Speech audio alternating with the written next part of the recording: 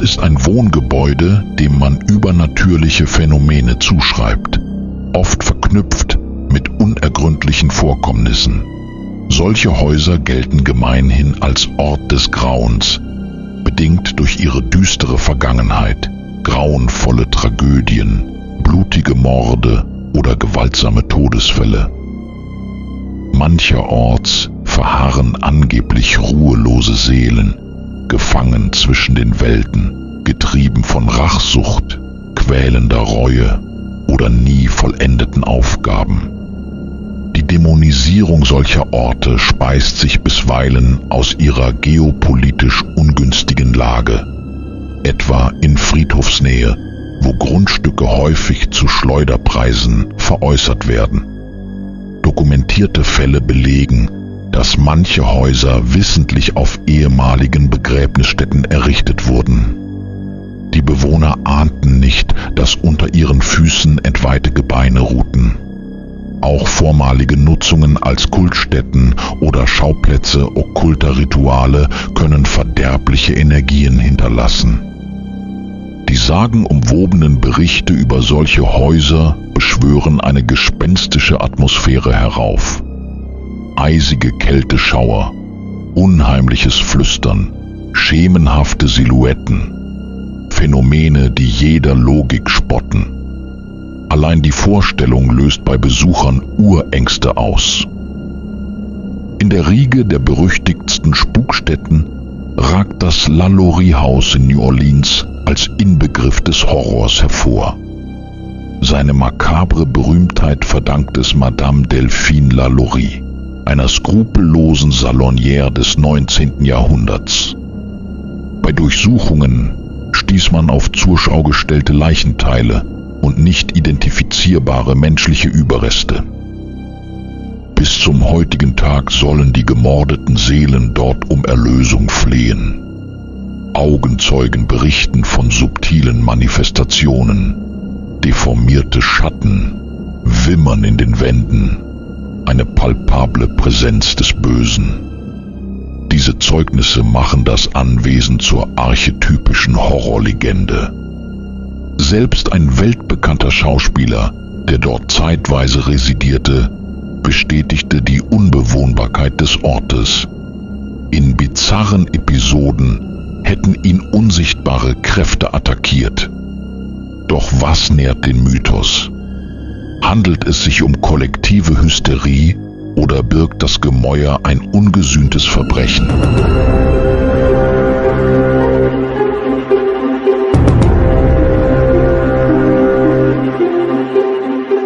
Hollywood-Star Nicolas Cage ist bekannt für seine Erfahrungen mit extremen paranormalen Aktivitäten. Dies könnte mit seiner Leidenschaft zusammenhängen, alte Häuser von seinen Schauspielhonoraren zu kaufen und zu sammeln. In einem Interview mit den Medien enthüllte Cage, dass er einmal die Erscheinung eines kopflosen Mannes sah, der seinen eigenen Kopf trug. Die Gestalt stieg die Treppe hinab, nachdem Schritte zu hören waren. Keiner von uns wagte es längere Zeit in diesem Haus zu bleiben, besonders nicht bei Einbruch der Nacht, gestand er. Obwohl er die düstere Vergangenheit der von ihm erworbenen Immobilien kannte, trieb ihn seine Faszination für historische Anwesen dazu, das berüchtigte LaLaurie-Haus zu kaufen, ein Ort, der für seine Geistersichtungen berüchtigt ist. Das Haus birgt eine tragische Geschichte von Grausamkeiten, die einst von seiner Besitzerin an ihren Bediensteten verübt wurden. Dieses Haus ist untrennbar mit der Geschichte der Madame Marie Delphine McCarthy LaLaurie verbunden, einer wohlhabenden Dame aus höchsten Kreisen, die in New Orleans geboren wurde und 3-mal verheiratet war. Delphines größte Angst war der Verlust ihres sozialen Status, weshalb alle ihre Ehemänner angesehene, einflussreiche Männer von Rang waren. Ihr erster Gemahl war ein hochrangiger Offizier, der später spanischer Generalkonsul in Louisiana wurde. Doch bereits 4 Jahre nach der Hochzeit endete die Ehe, als ihr Mann, Don Ramon im Dienst starb. Auch ihre zweite Ehe mit einem prominenten Bankier währte nicht lange. Nach 8 Jahren verlor Delphine ihren Ehemann Blanc. 9 Jahre als Witwe später verliebte sie sich schließlich in den jungen Arzt Leonard Louis Nicolas Lalaurie und fügte fortan dessen Nachnamen dem ihren hinzu. 1831 erwarb Delphine Lalaurie das Anwesen in der Royal Street 1140.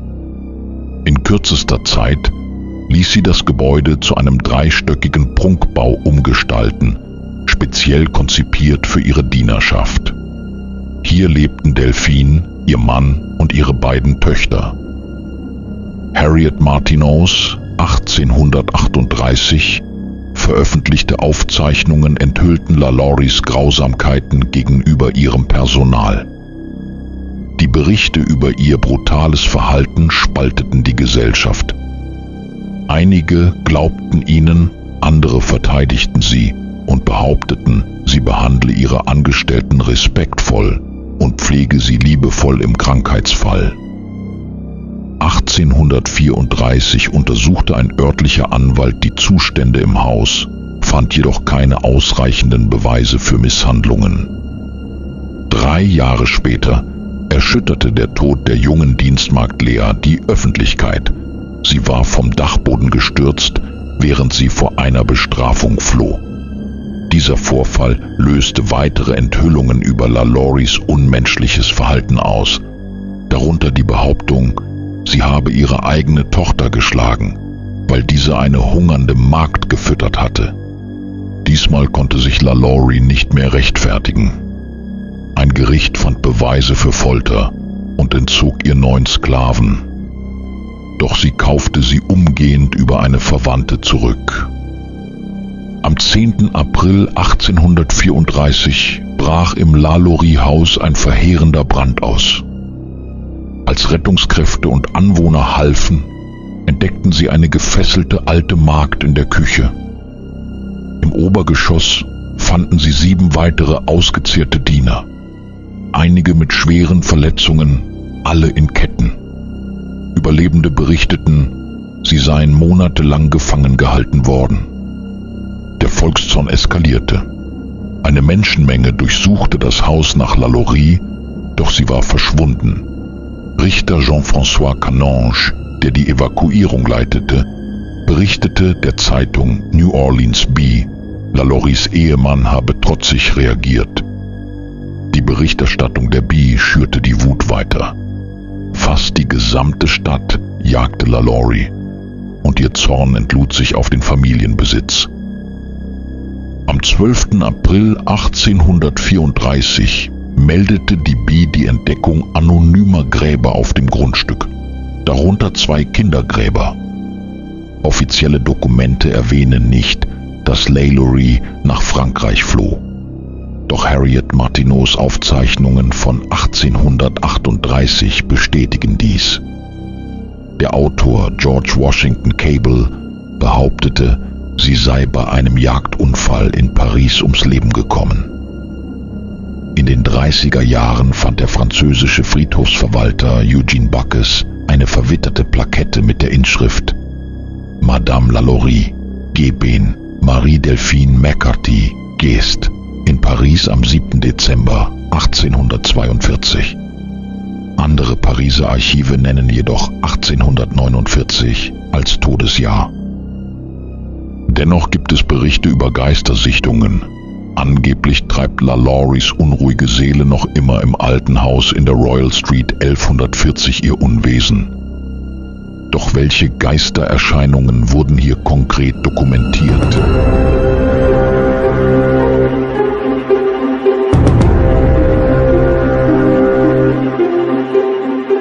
Mitte der 1980er Jahre ging das Lalaurie-Haus in den Besitz eines bekannten Ärztepaares aus New Orleans über. Doch die unheimliche Atmosphäre, die das Anwesen umgab, veranlasste das Paar, es nicht als ihren Hauptwohnsitz zu nutzen. Anstatt dort zu wohnen, entschieden sie sich, das historische Gebäude funktional zu nutzen. Die weitläufigen Etagen wurden in verschiedene Bereiche mit unterschiedlichen Funktionen unterteilt. Ein Lager für medizinische Geräte, ein Vorratslager für verschiedene Zwecke, ein Leseraum mit einer umfangreichen Sammlung medizinischer Literatur sowie mehrere Räume, die zur Aufbewahrung von Dokumenten und Archiven dienten. Währenddessen wohnte das Ärztepaar in einem anderen Haus in der Nähe der Governor Nichols Street, nur wenige Blocks von der Royal Street entfernt. Die Entscheidung, das LaLaurie House nicht als dauerhaften Wohnsitz zu nutzen, beruhte nicht nur auf praktischen Gründen, sondern auch auf dem Ruf des Gebäudes. Obwohl sie nicht offen über übernatürliche Aspekte sprachen, deutete ihre Abneigung, Nächte in dem Gebäude zu verbringen, auf unausgesprochene Bedenken hinsichtlich der dunklen Geschichte des Anwesens hin. Unter den Angestellten des Ärztepaares hatte Kathy eine wichtige Position als Radiologin inne. Ihre Aufgaben erforderten es, häufig im Vorratslager des LaLaurie-Hauses zu sein, wo verschiedene medizinische Geräte und Archive aufbewahrt wurden. Mit ihrem medizinischen Hintergrund und einem logischen Denkansatz war Kathy nicht der Typ, der leicht an übernatürliche Phänomene glaubte. Doch ihre Erfahrungen in dem alten Gebäude begannen, ihr rationales Weltbild ins Wanken zu bringen. Während ihrer Zeit dort meldete Kathy mehrere unerklärliche Vorfälle. Deutliche Schritte, die die Treppe vom Dachboden herabkamen, obwohl niemand dort war. Flüstern aus leeren, verschlossenen Räumen und Geräusche, als ob schwere Gegenstände fielen, die sich bei Überprüfung jedoch unverändert an ihrem Platz befanden. An einem Sommernachmittag führten Kathy und einer ihrer Vorgesetzten eine Inventur der Ausrüstung im 2. Stock durch. Nach einigen Stunden Arbeit in dem stickigen Raum beschlossen sie, eine kurze Pause auf dem Balkon zu machen, der zum Hinterhof hinausging. Dieser Balkon hatte einen besonderen historischen Wert. Laut historischen Aufzeichnungen war dies der Ort, an dem Lea, eine junge Arbeiterin, zur Zeit der LaLaurie-Familie hinuntersprang und ihr Leben beendete, um der Grausamkeit von Madame Delphine zu entfliehen. Als sie sich auf das Balkongeländer lehnten und die kühle Brise genossen, geschah etwas Ungewöhnliches. Ohne Vorwarnung waren plötzlich deutliche Kinderlachen vom Hof unten zu hören. Dieses fröhliche, aber unheimliche Geräusch wurde von dem Geräusch schleifender Schritte auf dem Kies des Hofes begleitet. Kathy und ihr Vorgesetzter blickten sofort nach unten, in der Erwartung, einige Kinder zu sehen, die vielleicht unbefugt auf das Grundstück gelangt waren. Doch der Hof blieb leer und still. Sie fügte hinzu, dass das Seltsamste daran war, dass die Geräusche nicht auf ihre Anwesenheit zu reagieren schienen, wie ein Echo aus der Vergangenheit, das sich immer wieder wiederholte. Dieser Vorfall auf dem Balkon wurde zu einem Wendepunkt für Kathy und ihren Vorgesetzten. Zum ersten Mal erlebten sie beide gleichzeitig ein paranormales Phänomen, was die Möglichkeit ausschloss, dass es sich nur um Einbildung oder persönliche Halluzinationen handelte. Nach diesem Vorfall wurden die Aktivitäten im LaLaurie-Haus reduziert und Besuche auf dem Grundstück fanden nur noch bei absolut notwendigen Anlässen statt, stets am Tag und niemals allein. Kurz nachdem das Ärztepaar das Anwesen gekauft hatte, beschlossen sie, kleinere Renovierungsarbeiten durchzuführen, um die strukturelle Integrität des fast 200 Jahre alten Gebäudes zu erhalten. Sie beauftragten einen lokalen Bauunternehmer, der Erfahrung mit der Restaurierung historischer Gebäude in New Orleans hatte. Eines der Renovierungsprojekte umfasste die Reparatur eines beschädigten Kamins im Erdgeschoss, der unter Altersschwäche und Feuchtigkeit gelitten hatte.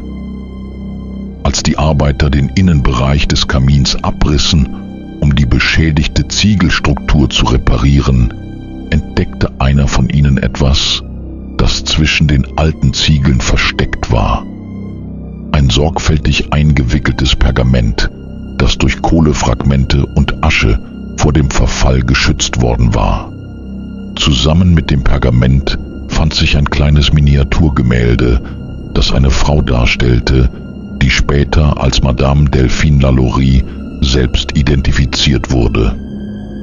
Dieser Fund weckte natürlich Aufregung und Neugier.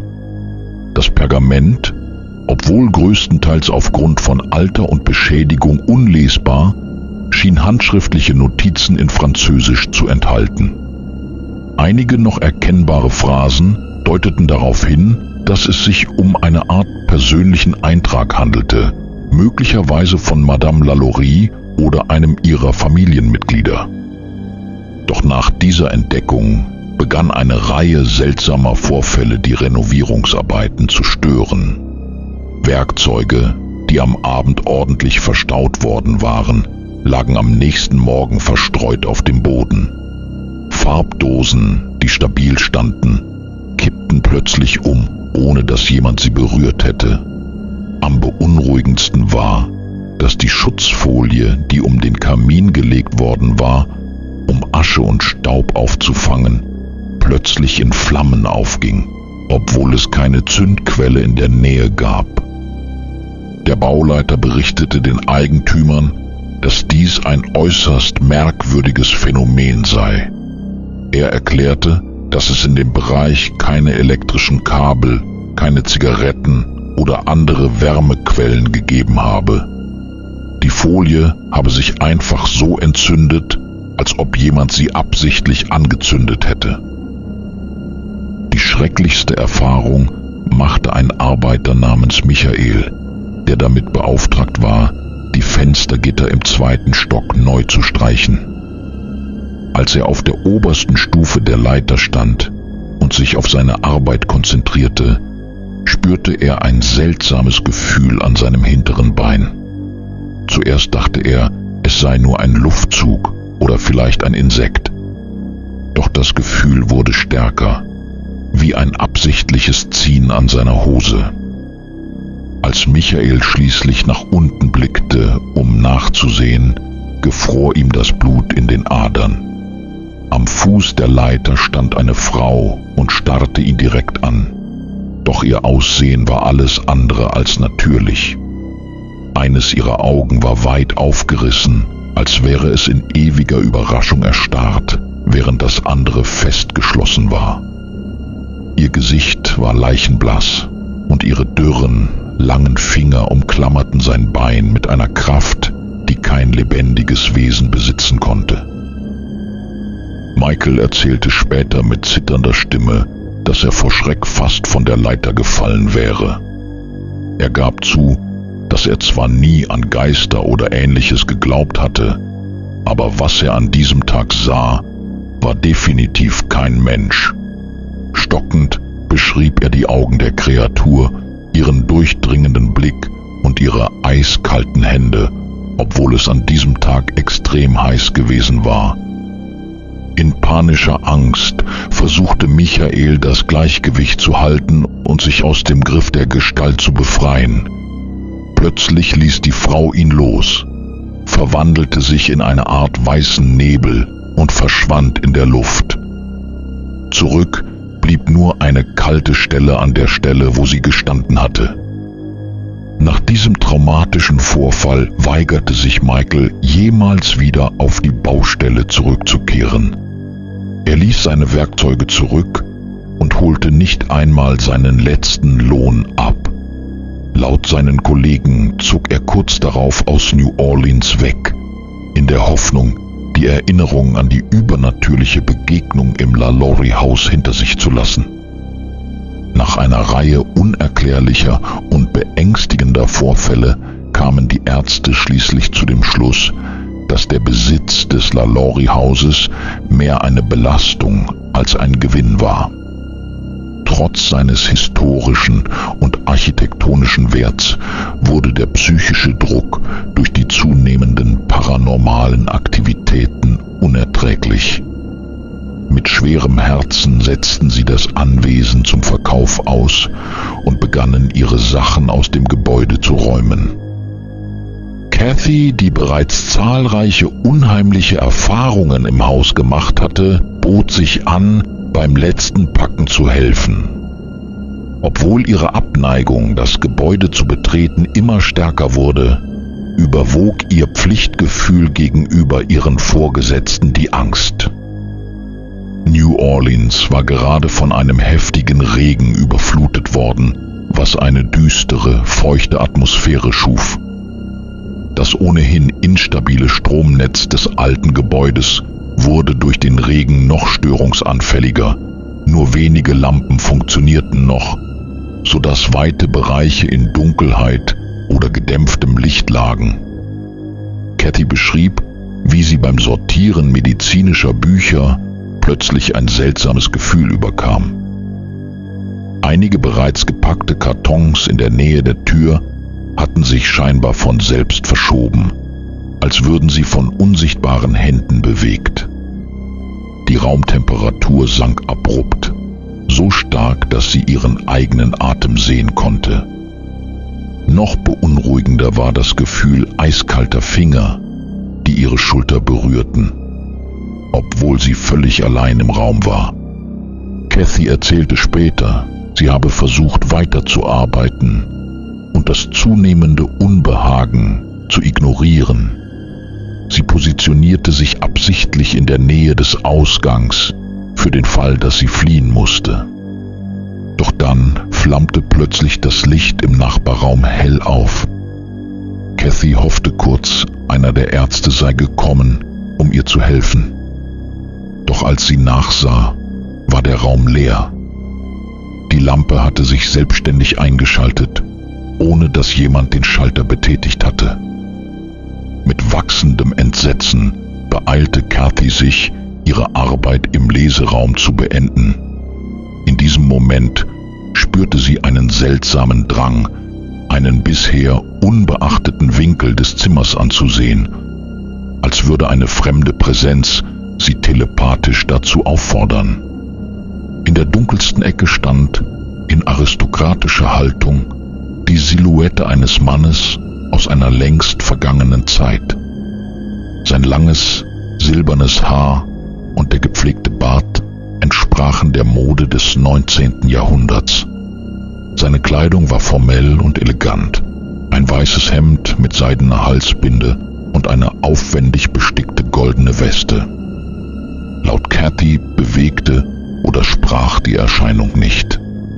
Sie starrte Kathy nur mit einem seltsamen Ausdruck an, einer Mischung aus Verwirrung und Missbilligung. Nach einem gefühlten Ewigkeiten neigte der Mann langsam den Kopf in einer förmlichen Geste, bevor sein Körper sich in einen weißen Nebel auflöste und verschwand. Historiker und Paranormalexperten, die später von Kathys Erlebnis hörten, vermuteten, es könnte der Geist von Dr. Leonard LaLaurie gewesen sein, der Ehemann von Madame Delphine. Diese Theorie wurde durch die berufliche Gemeinsamkeit zwischen dem historischen Besitzer und den neuen Eigentümern des Hauses gestützt. Beide waren Ärzte. Nachdem das LaLaurie-Haus erneut verkauft wurde, häuften sich die Berichte über paranormale Phänomene. Nicht nur bei den neuen Eigentümern, sondern auch bei Besuchern und sogar Passanten. Anwohner der Royal Street meldeten immer wieder seltsame Geräusche aus dem leerstehenden Gebäude, besonders nachts. In den frühen Morgenstunden waren bisweilen herzzerreißende Wehklagen und Schreie zu hören, die durch die Straßen hallten und die Nachbarn erschaudern ließen. Obwohl spätere Eigentümer sich oft weigerten, offiziell über übernatürliche Erlebnisse zu sprechen, vermutlich aus Sorge um den Immobilienwert oder ihren Ruf, hielten sich die Gerüchte hartnäckig.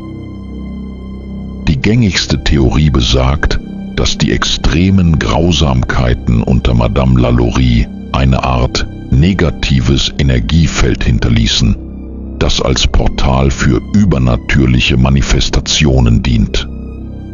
Bis heute steht das Lalaurie-Haus als Beweis dafür, dass die Vergangenheit manchmal einfach nicht ruhen will.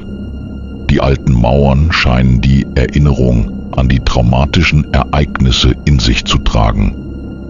Für diejenigen, die dort Übernatürliches erlebten, wie Cathy oder die Bauarbeiter, steht außer Frage, das Haus wird von Geistern heimgesucht, die keinen Frieden finden können. Bei Renovierungsarbeiten wurde kürzlich ein mysteriöses Loch in der Küche entdeckt. Unter den Holzdieben verbarg sich ein Haufen menschlicher Knochen. Dieser Fund wirft neue Fragen über das Schicksal von Madame Lalaurie auf.